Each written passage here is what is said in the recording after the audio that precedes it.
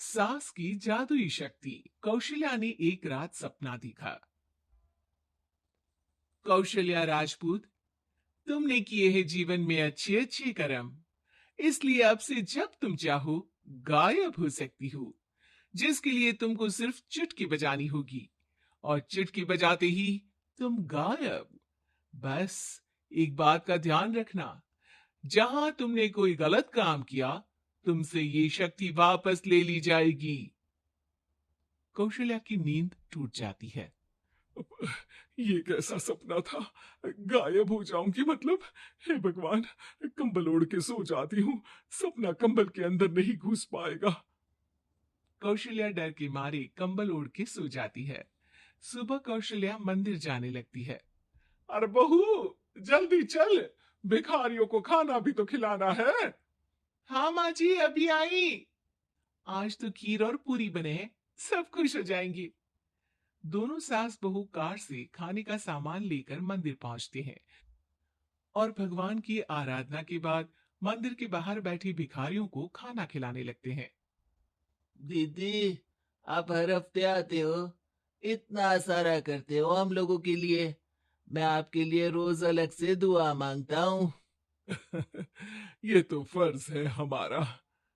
दीदी, थोड़ी पैसों की मदद हो जाती तो अच्छा होता। बड़े चौराहे पे मेरी बीवी भीख मांगती है, उसका इलाज करवाना है। 100-200 रुपए लग जाएंगे। कौशल्या उसी वक्त भिखारी को 500 का नोट दे देती है और दोनों सास बहू वहां से लौटने लगती हैं। तभी कौशल्या को कोई शंका होती है। अब बहू रुक, तो मैं भी आई।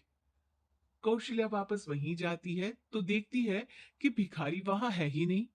कौशल्या को रात का सपना याद आता है। वो चुटकी बजा के गायब हो जाती है और सीधे भिखारी के पास पहुंचती है, पर भिखारी को वो दिखाई नहीं देती।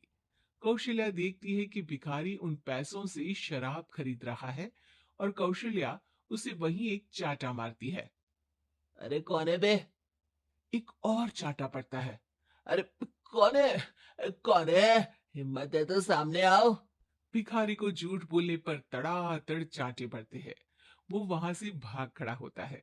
कौशल्या चुटकी बजा के वापस बहू के पास आ जाती है और मन ही मन सोचती है, ऐसे तो मैं कितने गलत काम रोक सकती हूँ, कितनी ताकतवर हूं मैं, किसी को पता भी नहीं चलेगा। सासू माँ, आप क्या सोच रही हो? अब कुछ नहीं, कुछ भी तो नहीं। ठीक है, मुझे ना थोड़े पैसों की जरूरत थी। मेरे कजिन भाई है ना, उनकी तबीयत थोड़ी इधर उधर हो रही है। वो तो खुद से नहीं कहेंगे कि पैसे दे दो, पर बहन होने के नाते मेरा तो फर्ज बनता है ना कि भाई की मदद करूं। अरे हाँ हाँ, ले जाना पैसे। पैसे इसीलिए तो कमाते हैं कि जरूरत में काम आ सके। घर पहुंच के कौशल्या अपनी बहू को 10,000 रुपए दे देती है। कब जाएगी तुम मायके? अम, कल शाम की ट्रेन है। दोनों काम में लग जाती हैं। तभी काम वाली दीदी वहां आती है। आज ना मैं आप लोगों के लिए पनीर बनाऊंगी। ठीक है, मंगवा लेती हूँ पनीर। पड़ोस की दुकान वाला पनीर दे जाता है और काम वाली बाई पनीर से रेसिपी बनाने लगती है।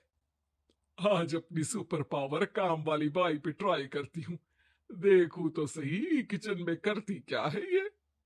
सास चुटकी बजा के गायब हो जाती है और किचन में पहुंचती है। बाई को खबर भी नहीं है कि कौशल्या भी किचन में ही है। आज तो मैं भी पनीर की सब्जी बनाऊंगी रात को अपने घर, और थोड़ा सा घी भी रख लेती हूँ। वैसे भी कौशल्या बुढ़िया खा खा के मोटी हो गई है। कौशल्या बाई की चोरी पकड़ लेती है और गुस्से में बाई की चोटी ऊपर उठा देती है। बाई को समझ भी नहीं आता कि उसकी चोटी खड़ी कैसे होगी। वो डर के मारे चीख पड़ती है। बहू भागते हुए किचन में आती है। अरे क्या हुआ? ये ये तुम्हारी चोटी खड़ी कैसे है? करंट लग गया है क्या? पता नहीं, शायद किचन में ना भूत है। बाई वहां से भाग खड़ी होती है और कौशल्या चुटकी बजा के अपने कमरे में टीवी देखने लगती है। बहू वहां जाती है। माँ जी, किचन में ना भूत है, बाई भाग गई। अरे भागने देना, भूत का तो पता नहीं, किचन में चोर जरूर था, और वो थी अपनी काम वाली। अच्छा हुआ चली गई। बहू को कुछ समझ नहीं आया। उसने किचन में जो देखा उसके सदमे में जो थी वो अभी तक। अगले दिन बहू अपने मायके के लिए निकल जाती है। कहीं भिखारी और काम वाली की तरह बहू भी तो मुझे धोखा नहीं दे रही। अरे कहीं वो पैसे ले जाके शॉपिंग तो नहीं करने वाली ना। अभी पता लगाती हूँ। मुझसे कुछ छिपा है भला। जैसे भगवान सब देख रहा है वैसे ही मैं भी सब देख रही हूँ। सास को अपनी शक्ति पर घमंड आ गया था। वो अब अच्छे काम करने की जगह अपनी शक्ति का इस्तेमाल खुद का शक मिटाने के लिए कर रही थी।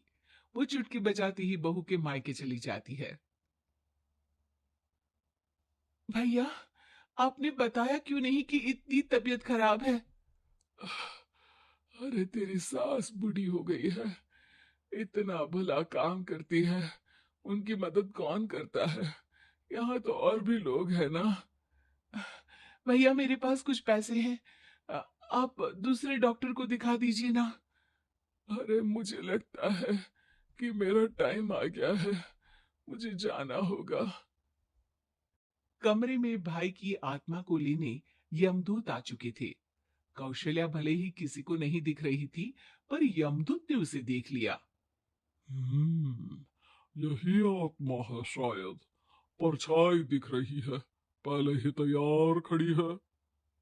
अरे आप कौन हो? यमराज का नाम सुना है? हैं? आप यमराज हो क्या? नहीं, हम उनके यहाँ जॉब करते हैं, आत्मा उठा के लिए जाते हैं डिलीवरी वाले। चलो अब तुम्हारा टाइम पूरा हो गया। अरे आप शायद ना वो बिस्तर पर पड़े आदमी की आत्मा को लेने आए हो। मैं तो बस यहाँ देखने आई थी कि मेरी बहू कहीं मुझसे पैसे लेकर शॉपिंग करने तो नहीं चली गई ना। मतलब तुम्हारे पास शक्ति है गायब होने वाली? हाँ, तुम ऐसे तुच्छ काम में उपयोग कर रही हो ऐसी दिव्य शक्ति का। अब तो तुमको ही लेके जाऊंगा। अरे नहीं नहीं, कल मुझे किटी पार्टी में भी तो जाना है। अब नरक में ही करना किटी पार्टी। नहीं नहीं नहीं। 3 बार नहीं क्यों बोल रही हो? टीवी सीरियल चल रहा है क्या एकता कपूर का? अरे प्लीज मुझे जाने दो। आप तो उस बीमार आदमी की आत्मा को लेने आए थे ना। गलत डिलीवरी करोगे तो यमराज डांटेगा ना। बात तो सही कर रही हो, पर हमको उस पे दया आ गई। अभी उसकी उम्र ही क्या है, पर कुछ तो लेके जाना पड़ेगा ना। एक काम करो, अपनी शक्ति दे दो, गायब होने वाली है। अरे क्यों? तुम पृथ्वी लोक का भ्रष्टाचार रोक सकती थी, चोरी रोक सकती थी, अरे कोरोना रोक सकती थी, पर तुमने अपनी बहू की जासूसी करना शुरू कर दिया। अरे लेकिन किंतु परंतु। यमदूत सास की शक्ति लेके वापस चले जाते हैं।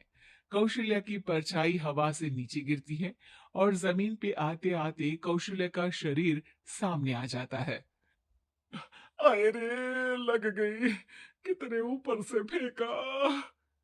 माँ जी, आप यहाँ ऊपर से कैसे गिरी? अरे समदन जी, आप अचानक कमरे में। सब घबरा जाते हैं। सास बहू को सारी बात बता देती है। "हम्म, ये लो आपके 10,000 रुपये। आपको मुझ पे इतना भी भरोसा नहीं है?" अरे बहन, मुझे दर्द नहीं हो रहा है अब, अचानक से सब अच्छा होने लगा है।